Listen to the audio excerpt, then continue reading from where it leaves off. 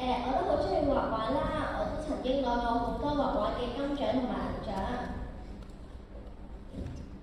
我非常之中意體操啦，體操令我有刺激嘅感覺，係我最中意嘅興趣體操之一。我都得過體操嘅自由體操第2名啦，同埋跳馬第5名。我嘅優點啦就係我成績都比較良好啦，同埋我樂於助人，好善良。而我嘅缺點就係成日粗心大意，好粗粗魯魯。我嘅分享完畢，多謝。